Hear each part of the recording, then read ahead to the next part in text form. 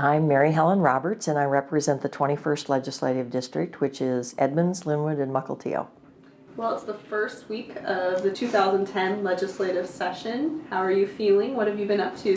Well, I'm feeling a little bit wary about being back. A lot of challenges, some major issues to grapple with. In some ways, I feel like I've never been away, just because throughout the interim there have been lots of meetings and activities going on, and I have participated in two ongoing task forces. One of them finished its work, and it had to do with trying to do a better job with developmentally disabled individuals if they get caught up in the criminal justice system.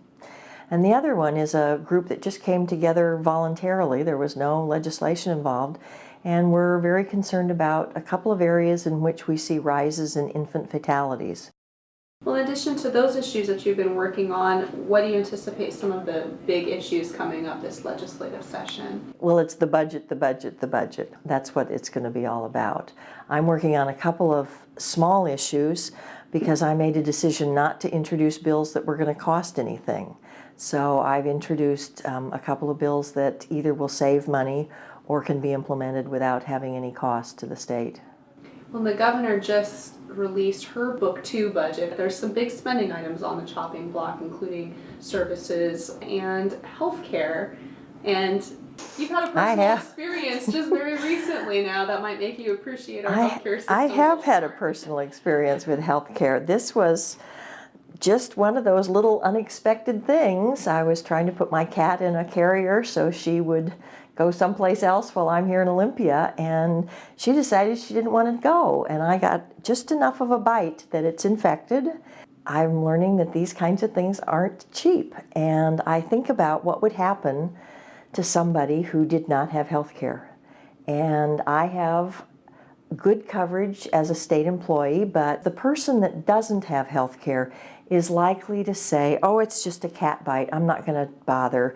Oh, it's just a little bit red, I'm not going to bother. And by the time they try and take action, they'll probably go to an emergency room, and it'll probably be seriously infected. And I have heard from friends that if you don't attend to a cat bite early enough, you can end up hospitalized.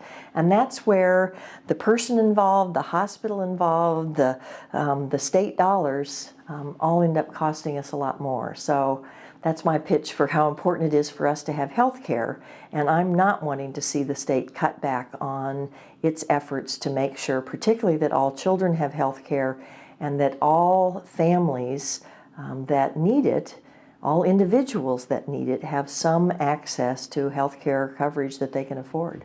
And are there any other priorities? Well, I put education very high on the priority list.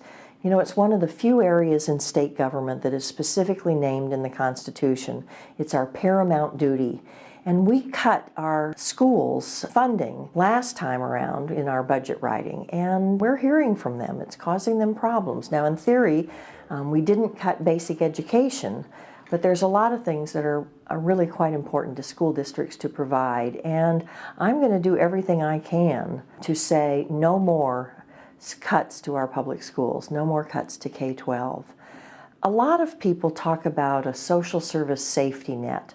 And I think that's another concept that I embrace, and I think a lot of Washingtonians embrace, that we don't want there to be unnecessary deaths or suffering because someone couldn't get the help that they need. Now, I can't say I want to maintain a social service safety net, maintain our education system, do what we can for health care for people without being honest and saying, and in order to do that, we have to raise taxes.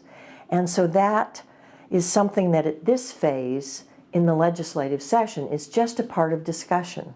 But part of that discussion is, what can we do that has an element of fairness to it, that won't impact low-income people more than upper-income people?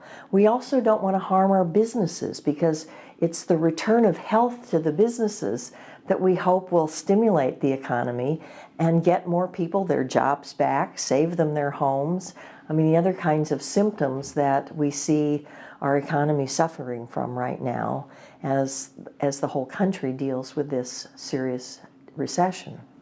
We've got several more weeks to talk about all of these things and much more, so we'll be back in a couple weeks. That sounds great. See where we're at. Thank you, Representative Roberts. Thank you.